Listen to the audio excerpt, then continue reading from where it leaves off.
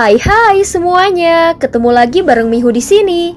Oh ya, kali ini Mihu akan membawakan alur cerita Donghua yang berjudul Battle Through the Heaven. Mihu mengingatkan sekali lagi ya bahwa konten ini full spoiler. Tanpa lama-lama lagi, yuk langsung aja kita masuk ke isi ceritanya.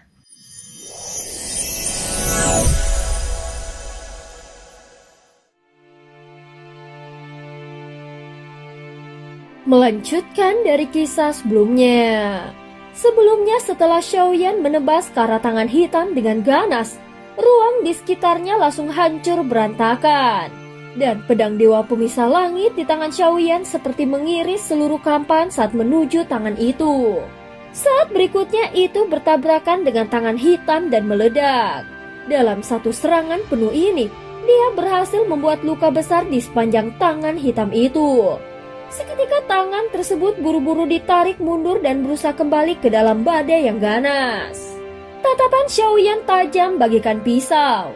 Saat ini di matanya tidak ada keraguan sedikit pun. Yang ada hanyalah kemarahan membara. Bisa dikatakan dia telah dibunuh sekali oleh tangan itu sebelumnya. Namun sekarang Xiaoyan telah hidup kembali dan memicu amarah dewa abadi dalam pertempuran ini. Meski tidak selalu bisa aktif dalam pertarungan, namun kali ini amarah itu bangkit ketika tubuh Xiaoyan kembali ke tubuh fana dan sepenuhnya membakar kemarahannya. Kekuatan yang melonjak dari dalam dirinya sangat mencengangkan. Bahkan tidak bisa lagi diukur dengan tingkat kultivasi biasa. Sekali lagi Xiaoyan menggerakkan pedang dewa pemisah langit. Dan saat tangan hitam hendak ditarik mundur sepenuhnya, dia langsung menebasnya kembali. Cahaya dari pedang dewa pemisah langit berkedip cepat dan dipadu dengan kekuatan yang tiba-tiba meledak dari dalam tubuh Xiaoyan. Tangan itu pun tertebas dengan keras. Bahkan sebagian dari jari-jarinya ikut terpotong dan jatuh. Xiaoyan hendak menebas sekali lagi. Namun tiba-tiba sebuah kekuatan misterius meledak dari dalam tangan hitam membuat Xiaoyan terhenti sejenak. Sehingga tangan hitam bisa menarik diri dan kembali ke dalam badai angin. Pedang dewa pemisah langit melepaskan 3 serangan pamungkas, sehingga tangan hitam itu melarikan diri. Saat berikutnya, Xiaoyan langsung memutar kepalanya dan menatap ke arah Cu Jiangyi. Karena amarah dewa abadi hanya bisa bertahan dalam waktu yang sangat singkat, Xiaoyan harus menggunakan sisa waktu ini untuk membunuh Cu Jiangyi. Saat ini Cu Jiangyi menunjukkan ekspresi terkejut dan ketakutan. Dia menyadari bahwa situasinya sudah tidak menguntungkan. Sementara itu, Yao Nantian dan 2 monster tua lainnya sudah lebih dulu menghilang dari tempat tersebut. Mereka tahu jika Cu Jiangyi saja tidak bisa membunuh Xiaoyan, maka mereka pasti akan mati di tempat ini. Dipimpin oleh Yao Nantian, ketiganya segera menghilang dari kampan dan masuk ke dalam lautan bintang yang kacau. Kemudian secepat mungkin meninggalkan wilayah misterius itu. Meskipun Yao Nantian telah kehilangan boneka klan Yuansen dan hancurnya segel agung, untungnya dia tidak terus bertarung karena jika itu terjadi maka kemungkinan besar dia akan mati di tempat itu. Bisa dikatakan bahwa kali ini Cu Jiangyi justru menjadi penyelamat sementara mereka. Namun ternyata Master Susu tidak mengatakan yang sebenarnya pada mereka. Kekuatan dan teknik Xiaoyan sangat dalam dan misterius. Bahkan bukan tipe yang bisa dibunuh dengan mudah. Tanpa membuang waktu, setelah meninggalkan wilayah misterius itu, ketiganya langsung berpencar dan meninggalkan kehampaan Laut Barat Sensi secepat mungkin. Saat ini Cu Jiangyi dengan tatapan penuh ketakutan berusaha melarikan diri. Namun cahaya putih yang memancarkan cahaya menyilaukan tiba-tiba menyebar dari Xiaoyan. Saat kegelapan menyebar kembali, Cu Jiangyi masih sempat melihat serangan pedang dewa pemisah langit yang diarahkan padanya.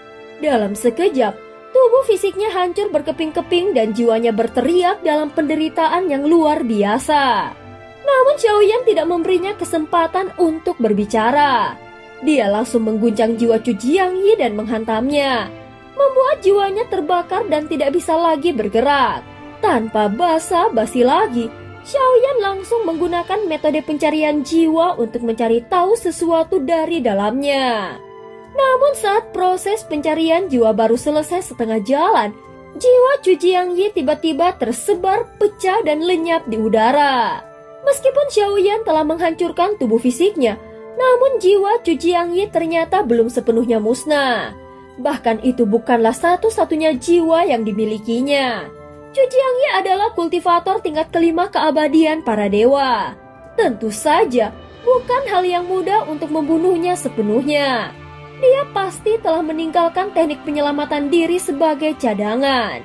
Walaupun Xiaoyan tidak berhasil mendapatkan seluruh ingatannya, namun dari potongan ingatan yang terputus-putus, dia tetap memperoleh beberapa informasi penting. Faktanya, Chu Jiangyi bukanlah murid dari Zhu Shang, namun menjadi murid Zhu Shang adalah cita-cita tertinggi di dalam hidupnya. Sejak kepergian Zhu Shang ke awan surgawi, Chu Jiangyi mulai menyebarkan kemana-mana bahwa dirinya adalah murid dari Zhu Shang. Dia telah berkali-kali mengajukan diri sebagai murid. Namun Zhu Shang tidak pernah menolak dan juga tidak pernah menerima. Dia bahkan tidak pernah meliriknya sekalipun. Dalam pengajuan demi pengajuan itu, benih kebencian mulai tumbuh di dalam hati Chu Jiangyi. Setelah Zhu Shang benar-benar menghilang, kebencian itu pun meledak. Dengan keyakinan penuh pada bakatnya sendiri, dia tidak bisa menerima kenyataan bahwa Zhu Shang enggan menerimanya sebagai murid. Sehingga dalam ribuan tahun berikutnya dia terus menelusuri jejak reinkarnasi dari Zhu Shang. Bahkan berkali-kali mencoba membunuhnya. Kebencian tersebut justru menjadi obsesi utama di jalur kultivasinya. Dan juga menjadi salah satu kekuatan penting yang membantunya menembus tingkat keabadian para dewa. Jadi Chu Jiangyi bukanlah murid dari Zhu Shang, melainkan pengikut setia yang terobsesi. Dia sangat ingin menjadi murid Zhu Shang, tetapi pada akhirnya harapan itu tidak pernah terkabul.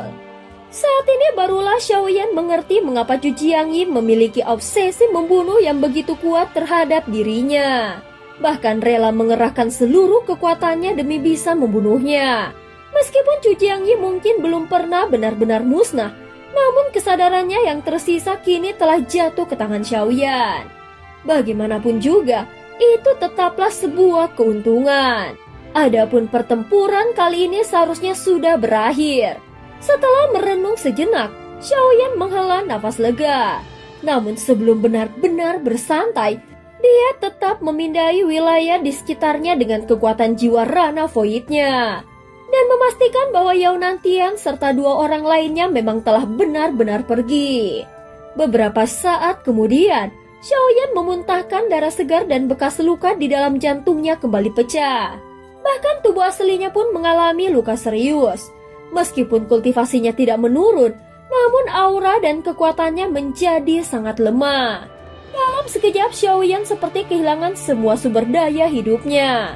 Kulitnya mulai mengendur dan dia terlihat seperti orang tua renta. Inikah efek samping dari menggunakan amarah Dewa Abadi? Xiaoyan bisa merasakan bahwa tubuhnya kini disegel oleh kekuatan aturan dunia. Amarah Dewa Abadi merupakan teknik pertarungan transendensi. Dan secara hakikat itu memang terlalu melawan takdir. Dia menyentuh batas antara hidup dan mati menggunakan obsesi sebagai pemicu. Dan memaksa takdir memberi satu kesempatan untuk bertahan hidup. Namun sebagai gantinya, dia harus menanggung kekuatan serangan balik dari hukum langit. Saat ini kekuatan Xiaoyan disegel sepenuhnya. Dan untuk sementara waktu, mustahil bisa dipulihkan. Setelah beberapa saat Xiaoyan duduk bersila memisahkan avatar Yuan Shen-nya dari tubuh utama dan tubuh boneka Yuan Shen-nya. Pada dasarnya boneka Yuan Shen ini adalah benda mati dan tidak mungkin bisa dikendalikan begitu saja.